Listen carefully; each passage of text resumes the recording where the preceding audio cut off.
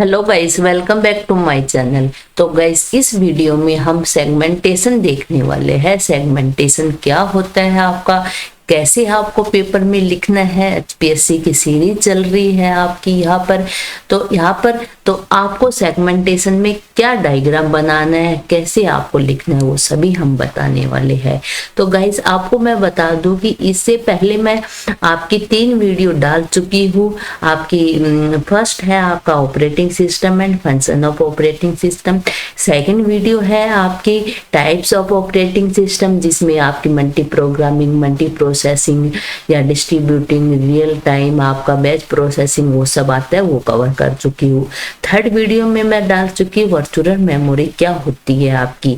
ये आपकी fourth video है जिसमें मैं सेगमेंटेशन खत्म करने वाली हूँ गाइस। तो इसी तरह हमारी कंटिन्यू वीडियो बनती रहेंगी ओएस पे, और आपका सिलेबस जल्द से जल्द मैं कंप्लीट करवाने की कोशिश कर रही हूँ, बिकॉज उसके बाद हम पाइथन स्टार्ट करने वाले हैं। पाइथन का काफी लंबा सिलेबस है, उसको देखना काफी जरूरी है गाइस। तो इसलिए तो हम स्टार्ट करते हैं सेगमेंटेशन। सेगमेंटेशन क्या है गाइस, देखिए सेगमेंटेशन के नाम से पता लग रहा है, सेगमेंट मतलब किसी चीज को मल्टीपल पार्ट में डिवाइड करना है, वो सेगमेंटेशन होता है आपका। लाइक पेजिंग, पेजिंग क्या है, पेजिंग भी तो आपका हम मल्टीपल पोर्शन में डिवाइड किया जाता है। Segmentation is another non continuous memory allocation technique. Okay, non continuous memory allocation technique है। In segmentation process is not divided binding into the fix size page, मतलब फिक्स साइज में आपका process divide नहीं होगा। Rather the process divided into modules of for better utilisation, मतलब आपका fix portion में divide ना होकर आपका प्रोसेस को एक मॉड्यूल के रूप में डिवाइड कर दिया गया है। ओके, करेक्टरिस्टिक ऑफ सेगमेंटेशन क्या है गाइस, देखिए segmentation is a variable size partition scheme.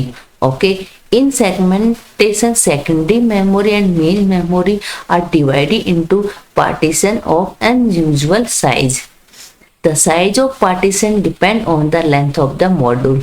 The partition of secondary memory is are called the segment. Okay, the partition of secondary memory are called the segment. Example, consider a program is divided into 5 segment. देखो एक programme है जिसको हमने 5 segment में divide कर लिया, program या process. Okay, segment 1 library function, उसके segment 2 stack, segment 3 procedure, segment 4 1 main memory, इस तरह से। देन उसके बाद सेगमेंट टेबल आती है। मेन फंक्शन आपका सेगमेंट टेबल का है। तो सेगमेंट टेबल क्या है गाइस, वो देखिए, segment table is a table that store the information about each segment of the process. It has 2 columns. First column store the size of the length of segment, and second column store the base address of starting address of the segment in the main memory. Segment table is stored as a separate segment in the main memory. Segment table base register STB are stored in the base address of the segment table. Okay, तो ये आपका segment table का diagram है, जिसमें आपके segment 0, segment 1, segment 2, segment 3 4 है। ये आपकी लिमिट है, देन ये आपका बेस है। Okay,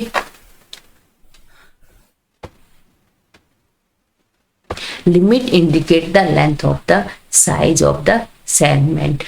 Base indicate the base address or starting address of the segment in the main memory. Okay.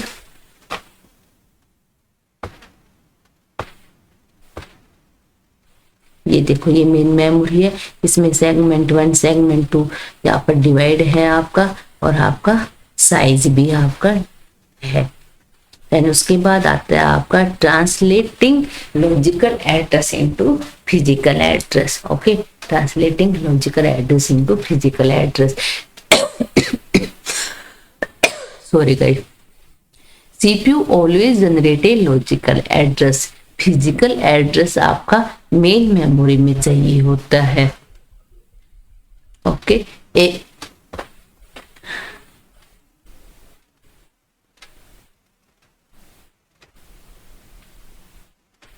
ठीक है। A physical address is needed to access the memory. Following steps are followed to translate the logical address into physical address. First है आपका CPU generated logical address consisting of two parts, segment number and segment offset. Okay, logical address को 2 part में divide किया जाता है, segment number and segment offset. यहाँ पे ऐसे शो कर सकते हो। Segment number specify the segment of the process from the CPU want to read the data. Segment offset specify the word in the segment that CPU want to the read. Okay. Step 2 क्या है? For the generated segment number corresponding entry is located in the segment table. Fourth क्या? Segment offset is compared with the limit size of segment. Now to access case. First है segment offset greater than the limit है, तो आपका क्या होगा, इसको trap state में चला जाएगा। और लेस देन है तो if segment offset is found to be smaller than the limit then the request is treated as a valid request. The segment offset must always lie in the range 0 limit 1. Then the segment offset is added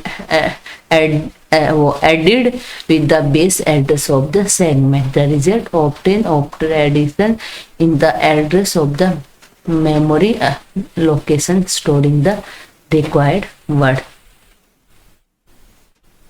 diagram देख लीजिए segmentation का, ये आपका diagram है। ये diagram आपको segmentation में बनाते के आना है। CPU सेगमेंट नंबर, ये लॉजिकल एड्रेस, इसको 2 पार्ट में डिवाइड कर दिया। सेगमेंट नंबर को ट्रप में गया, ये हाँ फाइंड आउट करेगा सेगमेंट टेबल में। अगर आपका ऑफसेट लेस देन है तो आपका 9 में जाएगा, ठीक है। अगर लेस देन नहीं है तो आपका ट्रप स्टेट में जाएगा, लेस देन है तो आपका फिर वो मेन मेमोरी में वैलिड रिक्वेस्ट आपको मानेगा। Okay, advantage